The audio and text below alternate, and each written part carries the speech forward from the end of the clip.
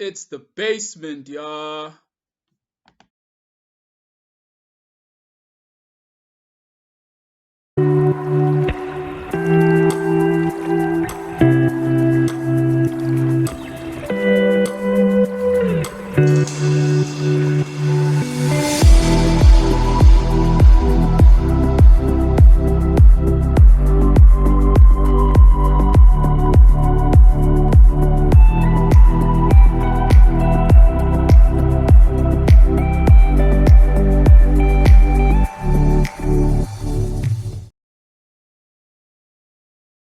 You often hear people talking about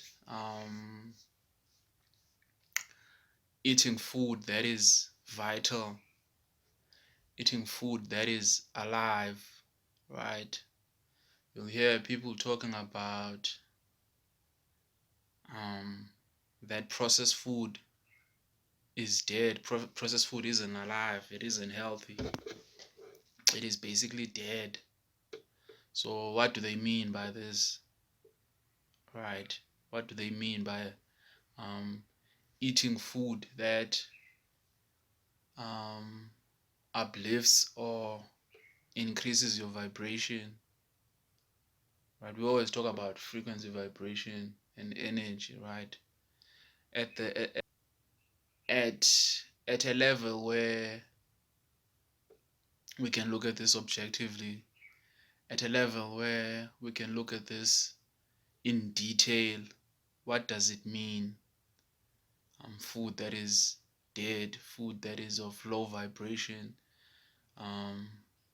food that is not good for you, food that slows you down and creates this lethargic feeling within you and slows you down, versus food that uplifts you, food that raises your frequency and vibration. And I'll also look at what we mean by that, raising your eating food that is high in vibration, right? I'll also look at why even meat and flesh might be good for you in some cases. So I'm gonna start by just stitching together this link between energy, matter, material, and vibration, frequency, right? What do we mean by each of these and how do they link? So a simple example I can give is what is the difference between water ice and water vapor, right? In simple terms, what is the difference between water, which is a liquid, ice, which is a solid, and water vapor, which is basically a gas, right? Because it's still one thing, right? So remember again that the building block of all matter, things that are material, things that we can see and hold, is the atom or particles, right? That's the building block of all the things that are in the material universe, right? So the difference between these different phases of water is, if you take water and you add energy, right, or you add heat.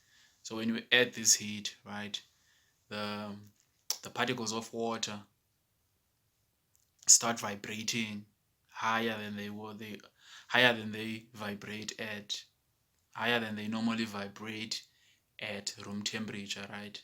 They start vibrating higher, right?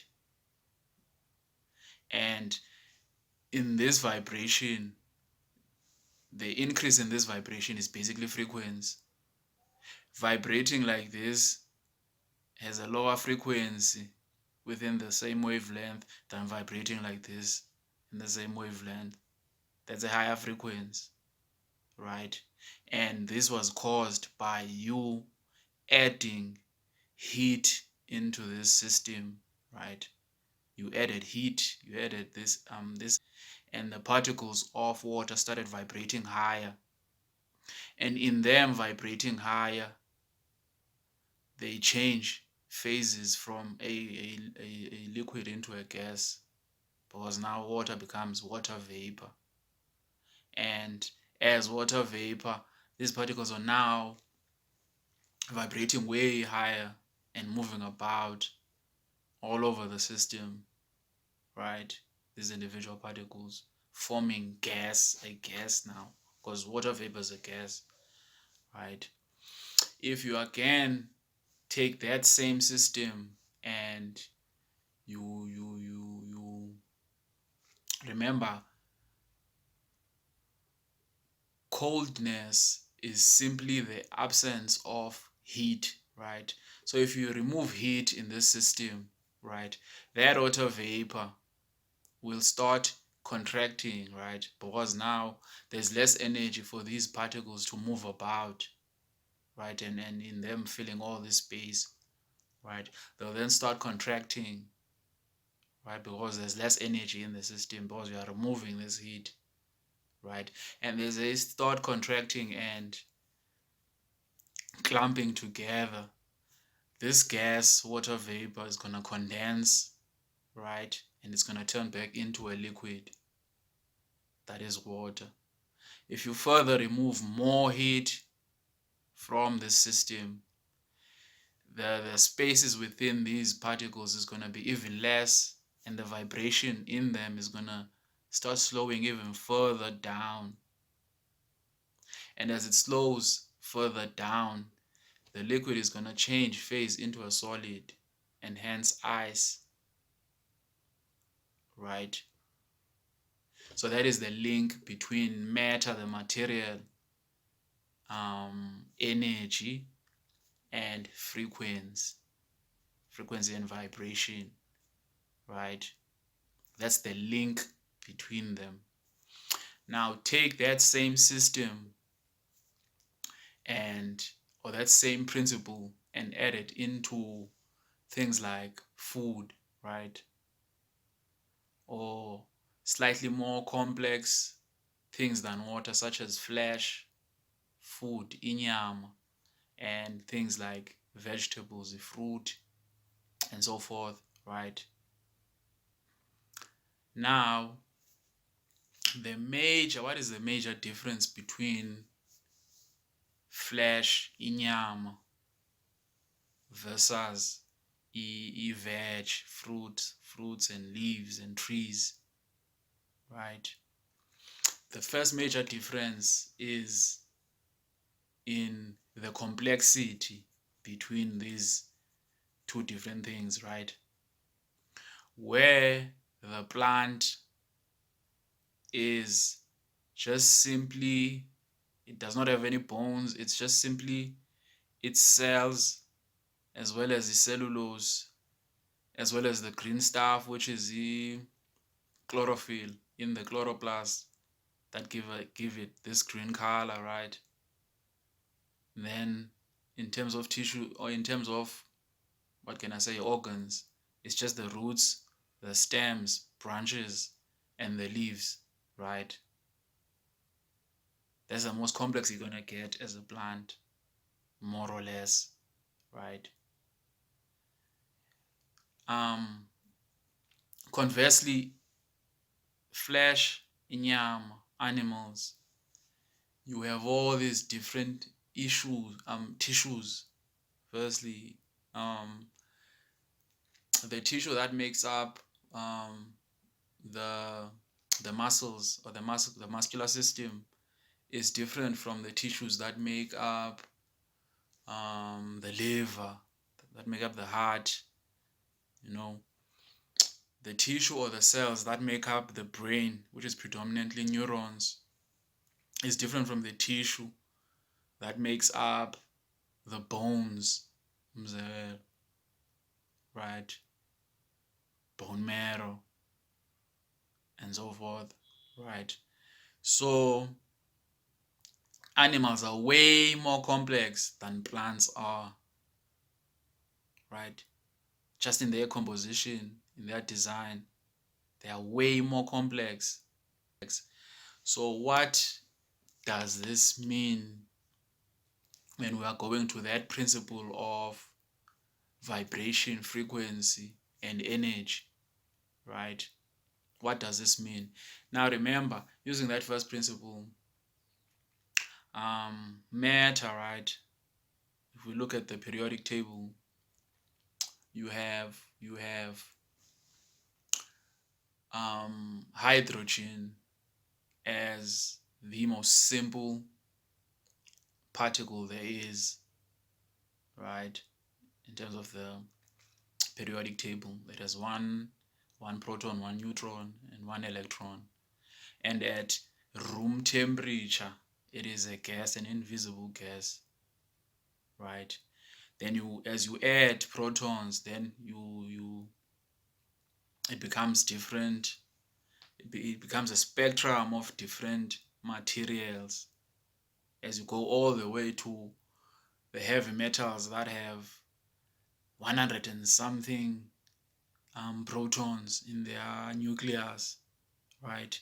And what you're gonna notice as you go and as the more complex the elements or the particles get, the more they become a solid at room temperature, right?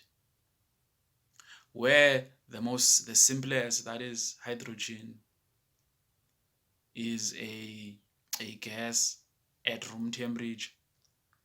As you go and as complex as the elements or the atoms get, the more they become heavy metals, and they become solids at room temperature. That's what you're gonna notice when you visit your periodic table. So what does this have? What bearing does this have on plants and animal cells? What you're gonna find, remember, everything in the universe that has mass and takes up space, that is met. Even a stone has a certain aura, a certain radiation that it exudes, that permeates from it, right? By virtue of it being matter, it has this.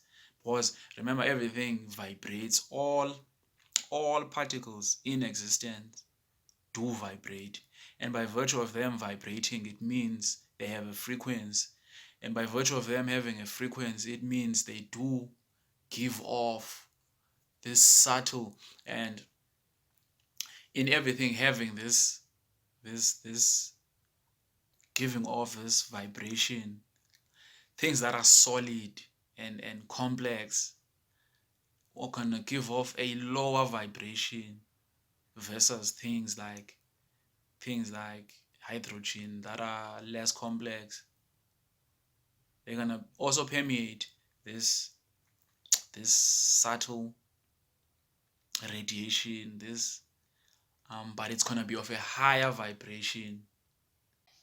So now, if something as inanimate as a rock has this sort of radiation, this sort of aura that it gives off, how much more for things like plant and animal cells that are alive, that have these complex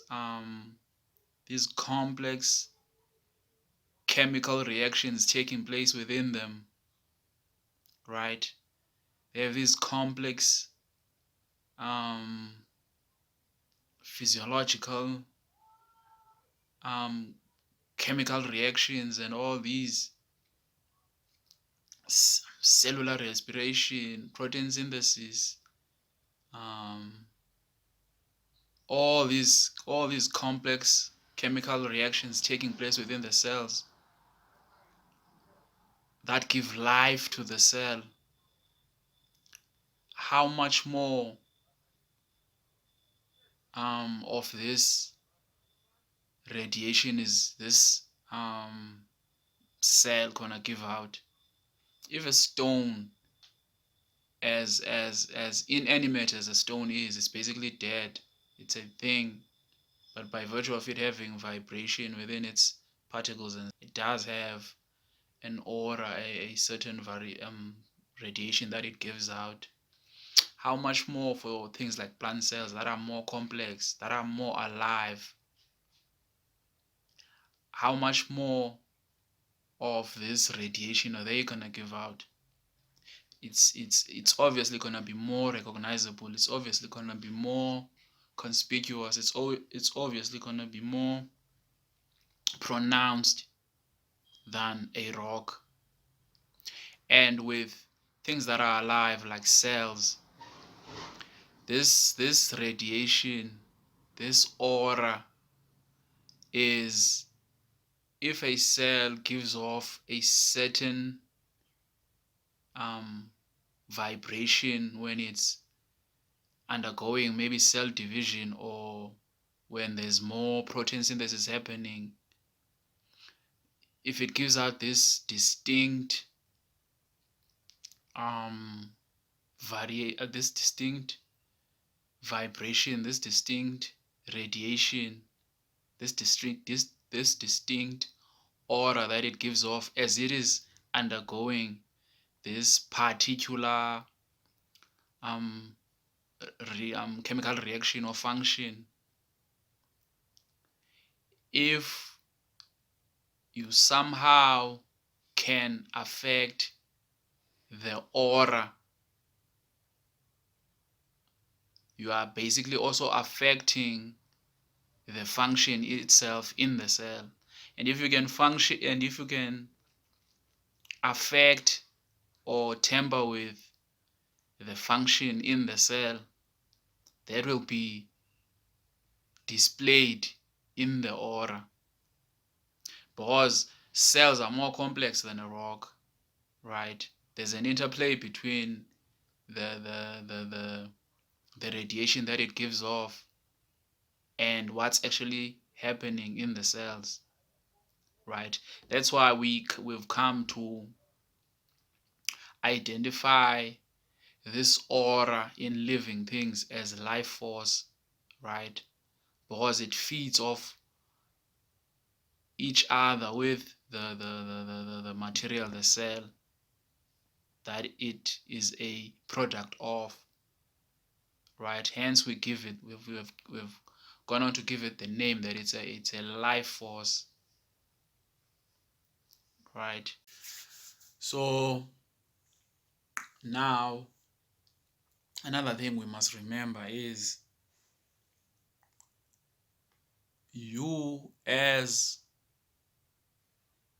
now this is a bit to explain what they mean by food that is good for you, food that uplifts your vibration, food that is alive, and food that is dead, right? Now a plant can be uprooted, right, and taken away from the soil where it was growing, and where it was growing, and where it had its roots planted, absorbing water and nutrients from the ground, and absorbing sunlight and oxygen from the atmosphere. You can uproot it from there, but it takes longer for it to completely die. A week later, after uprooting a plant, you'll still find that there is life within it. You'll still find that there are still cellular processes that are still taking place, right? If it's at room temperature where there's enough moisture, you'll still find that protein synthesis is still taking place, cellular respiration is still taking place, cell division is still taking place. All of the things that keep, all of the things that are all of the things that are proof of life or a result of life are still taking place within that plant, even after it was taken from where it was growing. So it still has life, it still has this life force, it still has this aura within it, right? Fruits, cabbage, you can eat a cabbage weeks after it was uprooted from where it was growing, and it will still be alive, it will still have life within it when you eat it, right? Versus a plant, a animal that if the moment you take your last breath, it takes only a couple of days before you start rotting. In fact, you start rotting immediately as soon as you take your last breath. Your body immediately becomes cold in a matter of hours, and as it becomes cold, it invites all these microbes, right, that were kept away by you being alive. Now these microbes start eating this flesh, and it starts rotting, giving off a smell and maggots, and right. So animals, outside of them vibrating lower because of complexity, it takes them a shorter time for them to decay, right? It takes a shorter time for them to start decaying and rotting, right?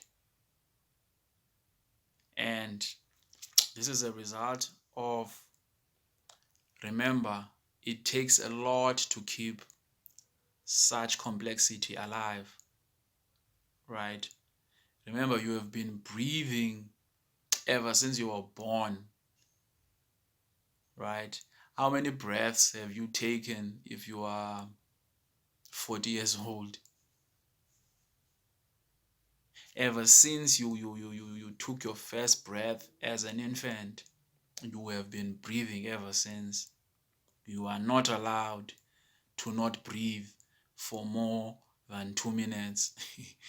If you do not breathe for more than 2 minutes, brain damage sets in, you die, right? In just a matter, if 5 minutes ininzi ungaphefumuli when you are an animal, when you are made in flesh, right? It takes a lot to keep this thing alive. It takes a lot of effort. But should it fail in that effort, then it's hard for it to keep some of that life force. And this goes for all animals, all animals, right? And another thing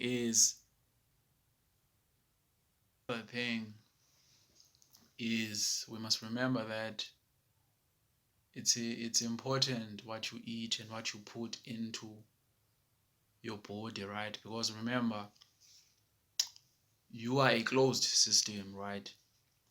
And this system and this being that you are always seeks to quickly find a suitable balance and a plateau for itself, right? Each time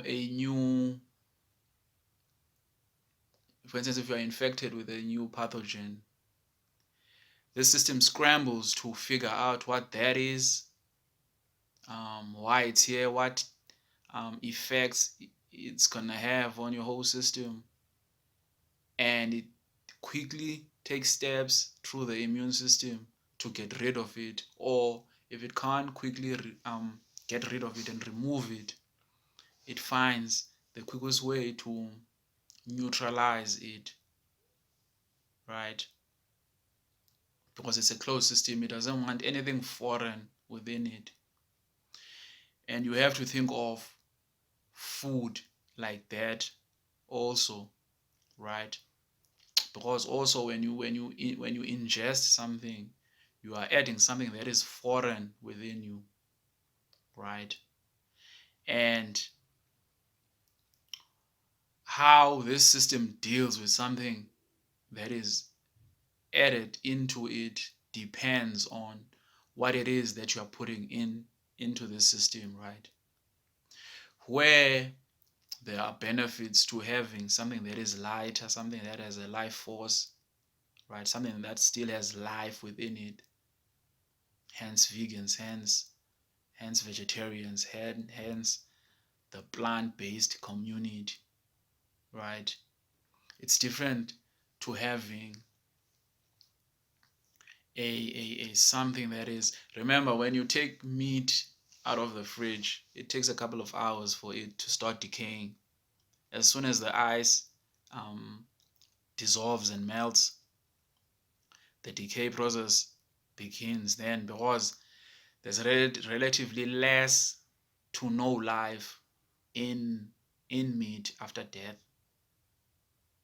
right? There's little vibration, there's little frequency, there's little life force to none in dead flesh, right? So when you ingest this thing, it takes, remember, you are alive, you are a system of life that exudes its own life force, and preferably for this system is to add something that it can also extract life force. If you're adding something that does not add value or add energy that it can assimilate and add to the system that it already is, then you are doing a disservice for yourself. So each time we ingest things that it takes us, remember, even outside of you adding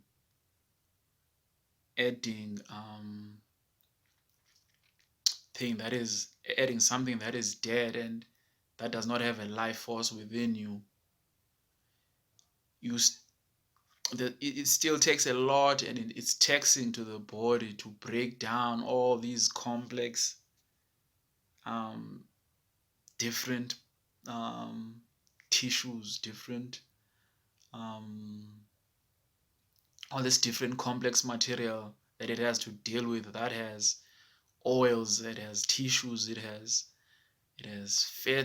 fatty acids, it has complex mixture of compounds and substances that you are adding into this system. So it takes a lot for the body to deal with that, in addition to you adding something that does not have a life force. And if my life force is at 90, 95, if I were to give an arithmetic measure to a life force, there isn't a scale out there. This is just an example. If it was at 93, my life force, and I add something that is completely zero, often than not, to deal with that something that has zero life force in it means decreasing my overall life force figure. So if it was at 93, after that meal, it is for sure gonna be way lower than that, and it's gonna be sitting at 85, because I'm gonna expend energy in dealing with what I've just eaten that is dead, in dealing with that and neutralizing it and finding ways to find benefit, but also minimizing any damage that it might bring. That takes input on my part, on my being, in all levels, right? So that's why eating meat is not good for you, and that is why eating veg is better for you versus flesh, right? And another thing, something that we may not be cognizant of is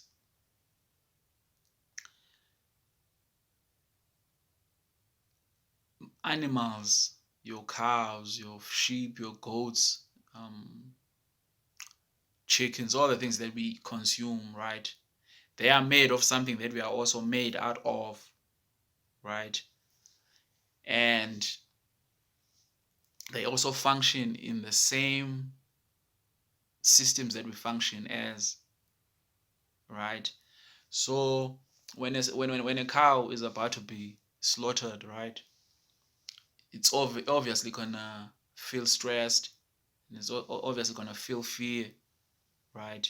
And remember, emotions, we might feel them as emotions, but they are chemical secretions that are secreted by the glands in our bodies, both for us and other animals. So if you're feeling stressed, it means a gland in your system secreted cortisol. Cortisol is a stress hormone, right? And cortisol is universal. The effects that it has on a cow is going to be the same effects that it has on you, right? So now imagine this after it being gruesomely slaughtered, it had all this fear and stress and this dreadfulness, right? And it released all these hormones, right? And remember, the heart pumps blood straight into the tissues and down to the cells, right? So whatever's in the bloodstream is in the cells, it's in the tissues, right? So all this cortisol, this stress hormone is in this tissue, right? So after it was slaughtered, it had this tissue, it has this stress hormone, right, in the meat. Now, it doesn't matter how you prepare the meat. This cortisol was down to the cells. It penetrated the tissue down to the cells, right? So it doesn't matter how you prepare the meat. You may fry it, you may marinate it all you want, but it's in the tissues. So when you eat that meat, right, that cortisol, that stress hormone that was in the cow, in the tissue of the cow, is going to be cortisol that is in your bloodstream. Though there are people who are so attuned to themselves and their system that they can feel that. They're going to feel that as fear and as stress. That's why you'll find people who will go vegan earlier than others, right? Um, so that's what they mean by food that uplifts you, or the food that messes up your whole vibe and decreases your whole. That's why fruit and veg is way better than flesh, right? Flesh vibrates slower because it has a higher life force. It has a soul and a spirit that keeps it alive. But upon that life force exiting that body, that carcass, then it's dead basically. The flesh is dead. All of this thing is dead basically. So you are eating dead. You are adding death to your being. You are adding an entity. You are adding a piece of something that is completely dead and without any life force. You can extract pleasure from that. You can extract um, sustenance from that. But in terms of life force in flesh, there isn't any life force in that. Versus fruit, veg, and trees, who even after being uprooted, they will still have a level of life force within them that you can add to yourself and absorb outside of being satiated by by the meal itself, by the mass itself, right? By the bulkiness itself. There's a life force within that you can assimilate into you, right? And that raises your frequency, right? That's what they mean by food affecting your vibration and your energies and your frequency that they be talking about. So before I cap off this installment, right, let me leave you with an experiment that you can do at home that can prove to you all that I was talking about. We often hear people saying that it is bad to prepare food using the microwave because it kills the food. We always hear people saying that it's bad to reheat food using the microwave. Now let's do an experiment that can prove this and show to you without a shadow of a doubt what they be talking about, right? So you're gonna take 2 portions of food, right? It doesn't have to be much. It could be just 2 spoons of whatever food it is that you ate. It could be rice, it could be meat, it could be whatever, right? So what you're gonna do is wait for the food to cool down, right? So when it's cold, you need to reheat the food again, right? But one, you're gonna reheat just using a stove, right? And you're gonna reheat the other using a microwave, right? And upon reheating in both methods, what you're gonna do is you're gonna put both of these in a corner somewhere, right, for them to rot. Now remember, food rots because there's microbes in the air, there's bacteria, there's all these fungal spores that are invisible to us, but they're always there in the air. When they land into something that is dying, then they start um, eating this thing and breaking it down such that it decays and starts rotting, right? But to further to show to you that food that is microwaved is already dead, because where food that is reheated using a stove, the source of heat is the stove. But food that is reheated using a microwave, the microwaves go into the particles, right? And they excite the individual particles such that they vibrate higher. And in this vibration, they give off heat, right? So heat is generated by the food, and hence killing the food and draining the food out of its life force, right? So once food is prepared using a microwave or reheated using a microwave, you are basically killing it at the level of the atoms and particles, right? So when food is reheated in a microwave and food that is reheated in a stove, and you place this in a corner somewhere, you will find that the food that was reheated using a stove will rot first, right? Because even though it was starting to rot and dying and losing all this life force, it still has had enough to attract microbes in the air, right? But food that is microwaved is gonna rot way later. It's gonna take longer to rot because already there isn't any life force in this food.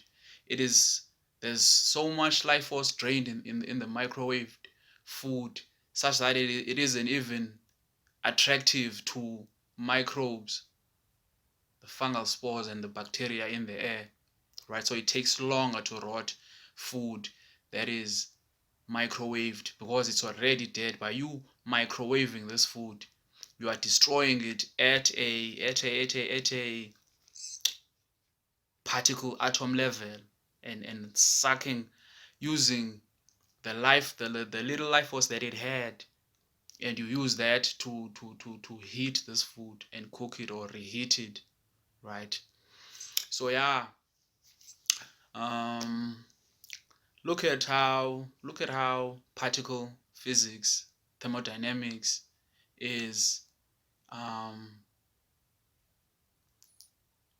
working together or working in synergy with metaphysics or spirituality, if you will.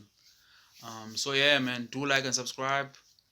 Um, Follow me in stitching together this synergy within these different disciplines and these different topics and these different belief systems. Do like and subscribe. Follow me on all social media platforms. Otherwise, love and light. It will not be televised. I said it will not be televised. I won't catch it.